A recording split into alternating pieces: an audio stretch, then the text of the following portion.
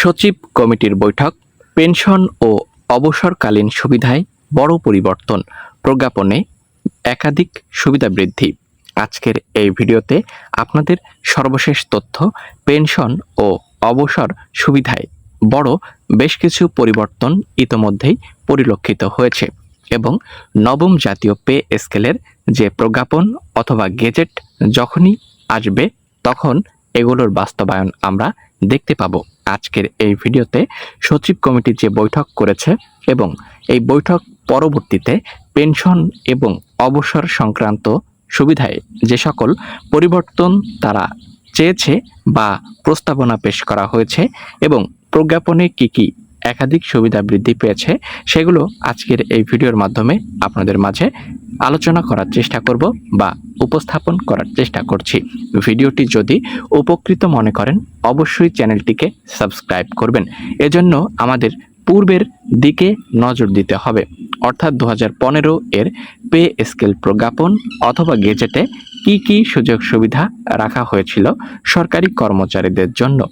চলুন, যেহেতু এটি নবম জাতীয় পে স্কেল, এর পূর্বে আরও 8টি পে স্কেল প্রদান করা হয়েছে।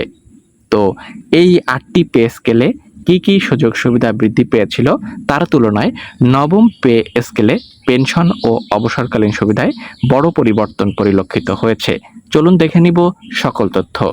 ভিউয়ার্স, এখানে আপনারা দেখতে পাচ্ছেন পেনশনযোগ্য চাকরিকাল ও হার বৃদ্ধি, রয়েছে অবসরভোগীদের জন্য পেনশন বৃদ্ধি, আনুতোষিক ও মৃত্যুজনিত সুবিধা, পারিবারিক পেনশনে শর্ত শিথিল, ছুটি নগদায়নে বড় সুবিধা, কার্যকারিতা এবং মূল্যায়ন। তো যদি আমরা একটু পূর্বের পে স্কেলের দিকে নজর দিই, অর্থাৎ 15 পে স্কেল, দেখতে পাচ্ছেন এ বিষয়ে গুরুত্বপূর্ণ তথ্য নিউজ 24 পত্রিকা সহ, দেশ রূপান্তর পত্রিকা সহ আরও একাধিক পত্রিকায় এই নিউজটি পাবলিশ করা হয়েছে। এখানে সরকারি কর্মচারী বা চাকরিজীবীদের অবসরকালীন সুবিধা ও সামাজিক নিরাপত্তা জোরদার করে 2015 সালের যে পে স্কেল, সেখানে বড় পরিবর্তন এনেছিল তৎকালীন সরকার। তো এখানে কি সুযোগ সুবিধা রাখা হয় দেখতে পাচ্ছেন প্রজ্ঞাপনে পেনশনযোগ্য চাকরিকাল, পেনশনের হার, আনুতোষিক অর্থাৎ গ্র্যাচুইটি, পারিবারিক পেনশন এবং ছুটি নগদায়ন সহ একাধিক ক্ষেত্রে গুরুত্বপূর্ণ সংশোধন আনা হয়। তো এক নজরে দেখব এবং নবম পে স্কেল নিয়ে তুলনামূলক আলোচনা করার চেষ্টা করব। নতুন প্রজ্ঞাপন অনুযায়ী পেনশন পাওয়ার জন্য ন্যূনতম চাকরিকাল 10 বছর থেকে কমিয়ে 5 বছর করা হয়।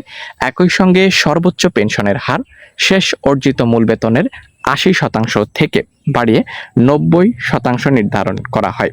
এতে দীর্ঘদিন চাকরি করা কর্মচারীরা অবসর শেষে তুলনামূলকভাবে বেশি আর্থিক সুবিধা পাওয়ার সুযোগ পান। পাশাপাশি 5 থেকে 25 বছর বা তার বেশি চাকরিকালের জন্য ধাপে ধাপে নতুন পেনশন হার নির্ধারণ করা হয়, যেখানে 5 বছরে 21% থেকে শুরু করে 25 বছর বা ততোধিক চাকরিতে 90% পর্যন্ত পেনশন পাওয়ার বিধান রাখা হয়। অবসরভোগীদের জন্য পেনশন বৃদ্ধি, সেটি 65 বছরের কম বয়সীদের জন্য 40, 65 বছর ততোধিক বয়সীদের জন্য 50 পেনশন বৃদ্ধি করা হয়। একই সঙ্গে মাসিক ন্যূনতম পেনশন 3000 টাকা নির্ধারণ করা হয়। আসলে এটি 2015 এর পে স্কেলের কথা তুলে ধরা হয়েছে। আনুতোষিক ও মৃত্যুজনিত সুবিধা দেখতে পাচ্ছেন পারিবারিক পেনশনে শর্ত শিথিল, পারিবারিক পেনশন ব্যবস্থায় গুরুত্বপূর্ণ পরিবর্তন আনা হয়। বিধবা স্ত্রীদের ক্ষেত্রে নির্দিষ্ট বয়সের পর দেখতে পাচ্ছেন এখানে গুরুত্বপূর্ণ সকল তথ্য আমরা পেয়ে যাচ্ছি এক নজরে। আচ্ছা, তো এখানে বিধবা স্ত্রীদের ক্ষেত্রে নির্দিষ্ট বয়সের পর পূর্ণবিবাহ না করার অঙ্গীকারনামার দেখতে পাচ্ছেন শর্ত শিথিল করা হয়। একই সঙ্গে প্রয়োজনে মৃত নারী কর্মচারীর স্বামীও পারিবারিক দেখতে পাচ্ছেন পেনশন পাওয়ার যোগ্যতা অর্জন করবেন বলে প্রজ্ঞাপনে উল্লেখ করা হয়।